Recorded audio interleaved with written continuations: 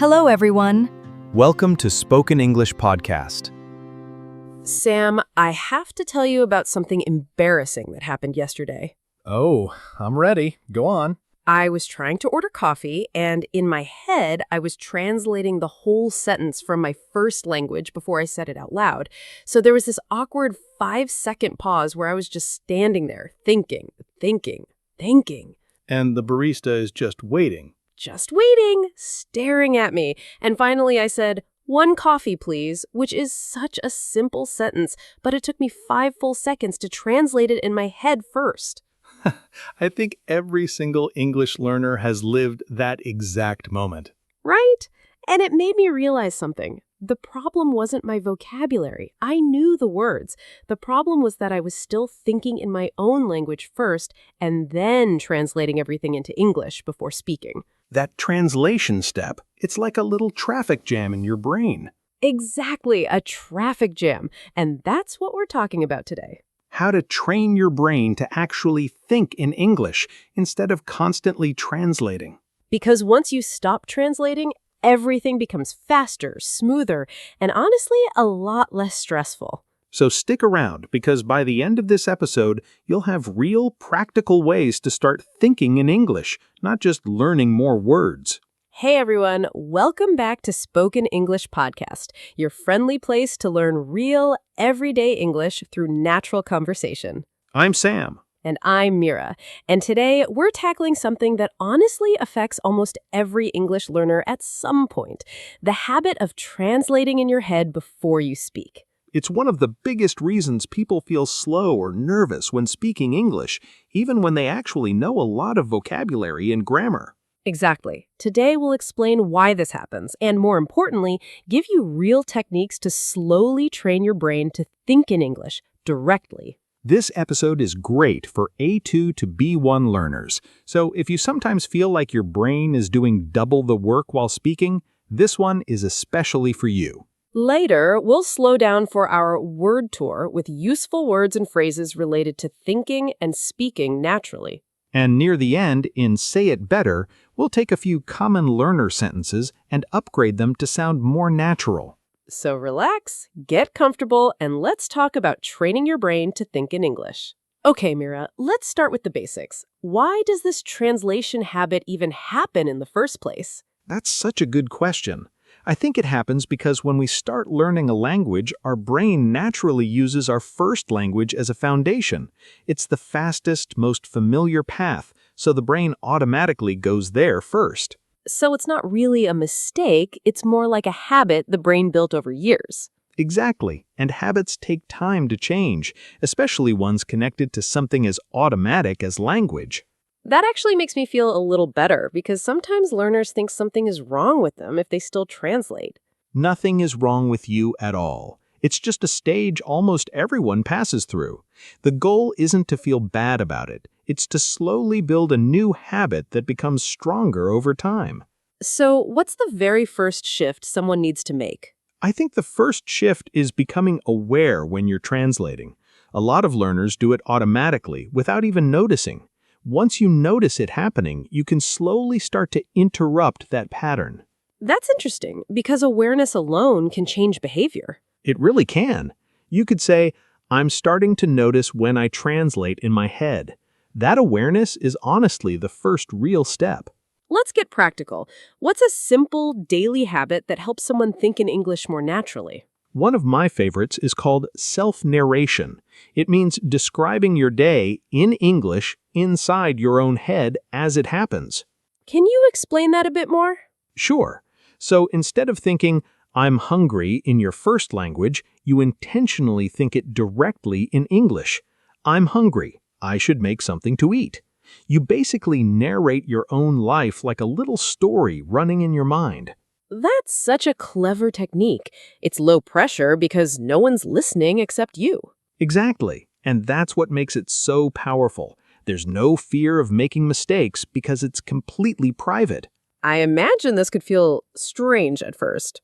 Definitely a little strange in the beginning, almost like talking to yourself. But after a few days, it starts to feel more natural, and slowly your brain starts reaching for English words directly instead of translating first. You could say, I try to narrate my day in English, or self-narration helped me think faster in English. Perfect examples. What about people who feel like their vocabulary just isn't big enough to think in English yet? Doesn't that make this difficult? That's actually one of the biggest misunderstandings. You don't need a huge vocabulary to start thinking in English. You just use the words you already know, even if the sentence is very simple. So it's less about vocabulary size and more about direction. Exactly. Direction is the perfect word for it. Instead of first language leading to English, you're training your brain to go straight to English, even with basic words.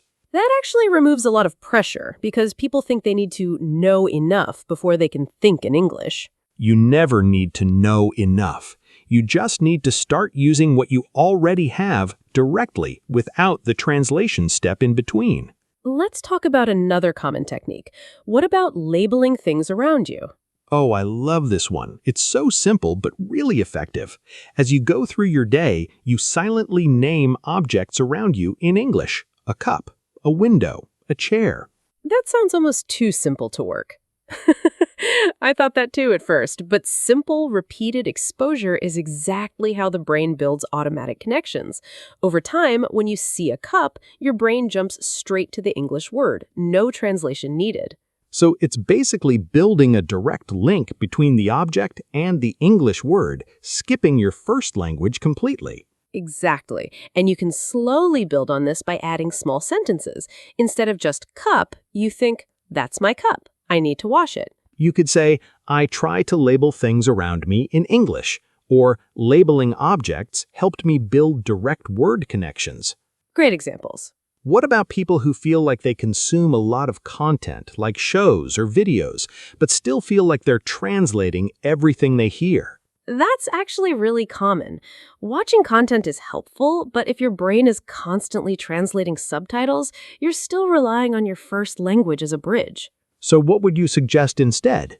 Try watching short, simple videos without subtitles. Even if you don't understand every single word, let your brain focus on the overall meaning, using tone, context, and body language instead of translating word by word.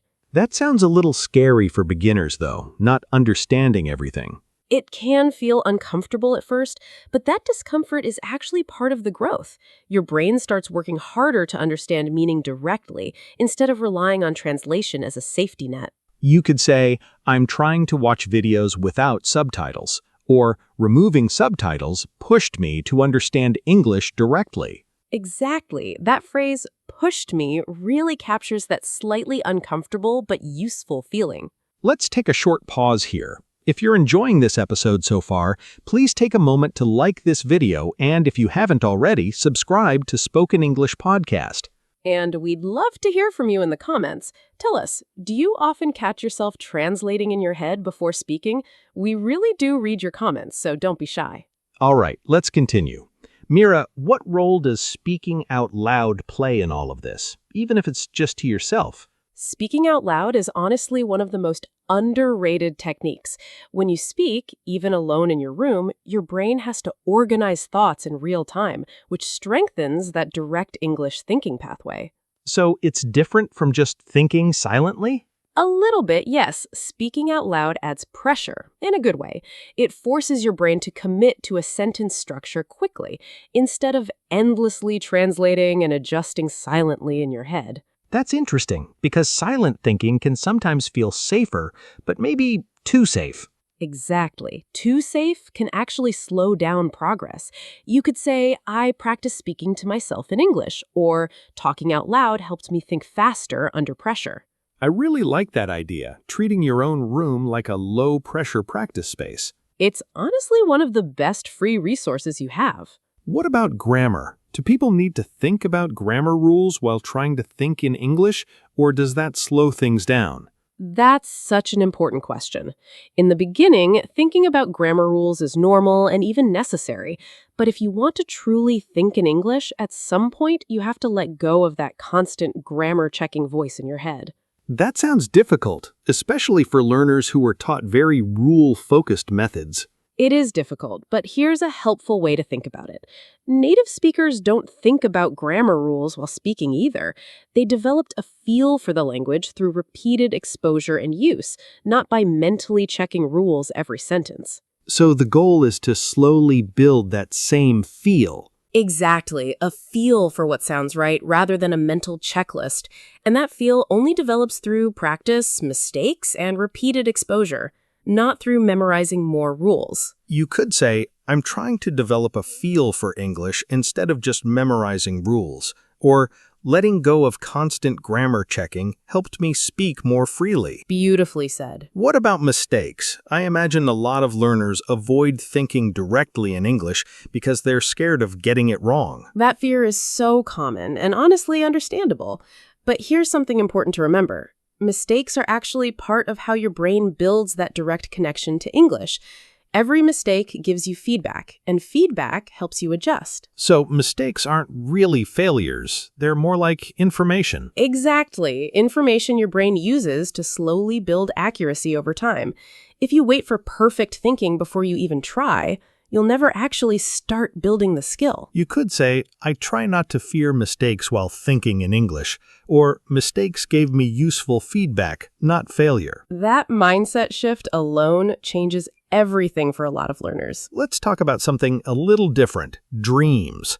I've heard people say that once you start dreaming in a language, that's a sign you're really starting to think in it. Is that true? There's actually some truth to that. Dreaming in English often reflects how much your brain has been exposed to and processing the language during your waking hours. It's not a strict rule for everyone, but it's often seen as a meaningful sign of progress. That's such a fascinating idea, that your brain keeps working on English even while you're asleep. It really is. Our brains are constantly organizing and processing information we've absorbed during the day, even during sleep. You could say, I recently had a dream partly in English, or dreaming in English felt like a small milestone for me. Such an exciting milestone, too, when it finally happens. Let's talk about immersion. A lot of learners hear that word, but what does it actually mean in daily practice, especially for someone who doesn't live in an English-speaking country? That's such a common concern, and honestly, you don't need to live abroad to create immersion. Immersion simply means surrounding yourself with English as much as possible in your daily environment, even in small ways. Can you give some practical examples? Sure.